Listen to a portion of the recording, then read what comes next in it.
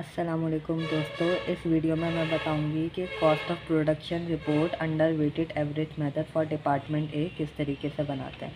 तो अब हम ये क्वेश्चन स्टार्ट करते हैं, जिसमें बताया हुआ है कि बिगनिंग वर्क इन प्रोसेस और इन्वेंट्री ऑफ डिपार्टमेंट ए जो है उसमें 4000 यूनिट्स थे।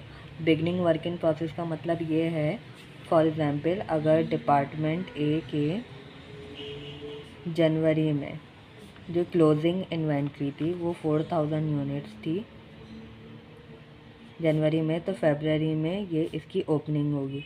सही है। तो इसीलिए ये जो 4000 यूनिट्स हैं ये जनवरी के एंडिंग यूनिट्स है और फरवरी के ओपनिंग, इसीलिए 4000 यूनिट्स को कह के beginning work in process inventory of department A shows 4000 units in process. फिर उसके बाद अब देखो मैं आगे क्वेश्चन सॉल्व करना स्टार्ट कर रही हूँ, जिसमें हम सबसे पहले क्या बनाते हैं, क्वांटिटी शेड्यूल।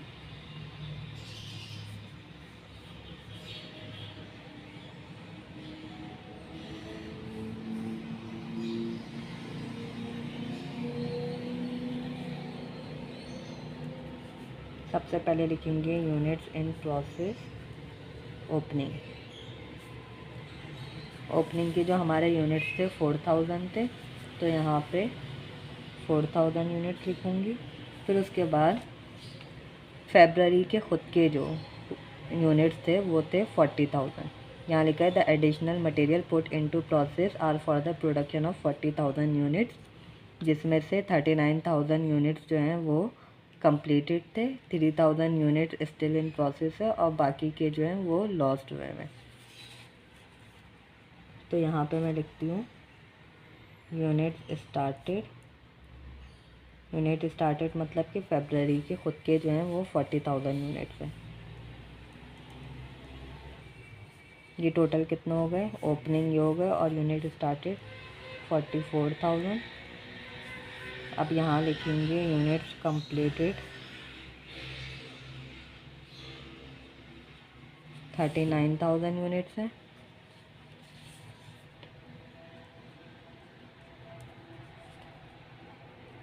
और यूनिट्स इन प्रोसेस हैं 3000 और यूनिट लॉस्ट हैं 2000। तो ये टोटल हो गया 44000। अब यहाँ देखो, यहाँ लिखा है the remaining units were loss during production process. तो प्रोडक्शन प्रोसेस के दरमियान जो लॉस होता है वो नॉर्मल लॉस होता है। ठीक है, तो इसीलिए यहाँ पे मैं नॉर्मल लिख रही हूँ। अब नेक्स्ट स्टेप जो होगा, हम बनाएंगे एपीयू। एपीयू बनाने के लिए हम दो कॉलम बनाएंगे, एक रॉ मटेरियल का और एक कन्वर्जन कॉस्ट मतलब लेबर और फैक्ट्री ओवरहेड। सबसे पहले हम लिखेंगे यूनिट्स कंप्लीटेड। जो यूनिट्स कंप्लीट हुए थे, देखो ईपीयू में हम क्या लिखते हैं कि जो कंप्लीटेड यूनिट्स हैं और यूनिट्स इन प्रोसेस, इसमें इन यूनिट्स में कितने यूनिट्स ऐसे हैं जिसमें रॉ मटेरियल और कन्वर्जन कॉस्ट यूज़ हो चुकी है।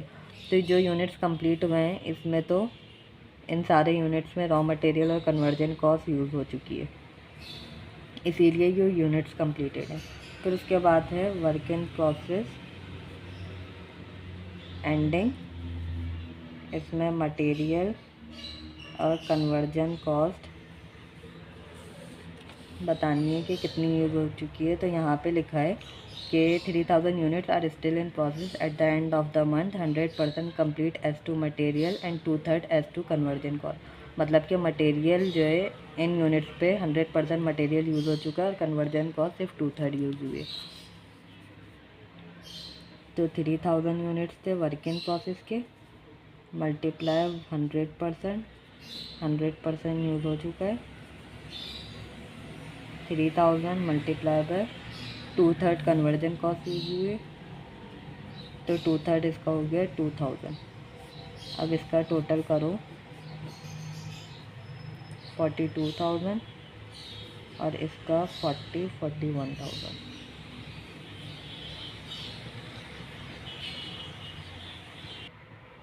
अब इसके बाद देखो हम लिखेंगे कॉस्ट चार्ज टू डिपार्टमेंट।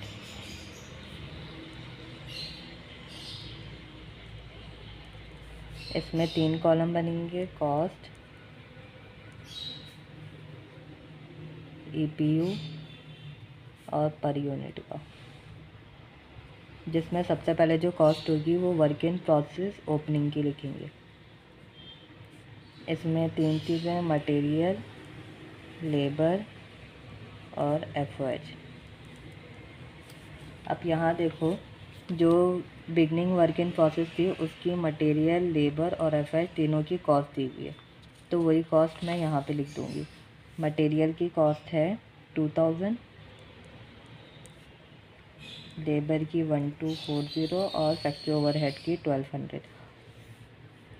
अब देखो, जब भी हम वेटेड एवरेज मेथड यूज़ करते हैं तो एपीयू इसका यहाँ पे नहीं निकालेंगे, ठीक है।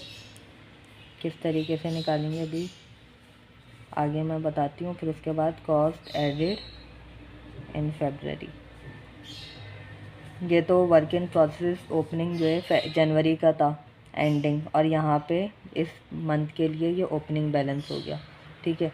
फिर उसके बाद अब हम फरवरी का ऐड करेंगे। फरवरी का भी मटेरियल,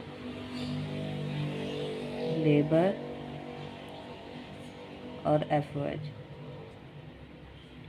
अब ये किस तरीके से करेंगे, देखो क्या करना, ये जो additional material put into process for the production 40,000 units, इसके बाद ये कॉस्ट लिखिए, जो during February additional charges to the department are material, labour और एफओएच की फरवरी की कॉस्ट, और ये जो ओपनिंग वर्क इन प्रोसेस की कॉस्ट है, इन दोनों को प्लस करो। किस तरीके से करेंगे, ये 2000, इसकी 1240 और इसकी 1200, इसमें प्लस करो फरवरी की कॉस्ट। क्या क्या कॉस्ट थी, 19840, 19840, लेबर की 24180 और एफओएच की 22580। इसको प्लस करोगे तो फिर यहाँ पे इसकी कॉस्ट लिख देना है, टोटल 24840, 25420 और 23780। और ईपीयू जो होगा वो यहाँ से लिखना है। रॉ मटेरियल का ईपीयू था 42,000 और कन्वर्जन कॉस्ट में लेबर और एफआई दोनों की 41,000 और 41,000। इसको इससे डिवाइड करना तो आंसर आएगा 0.52, 0.62 और 0.58। अब इसको प्लस करो, 71040 और इसको प्लस करोगे 1.72।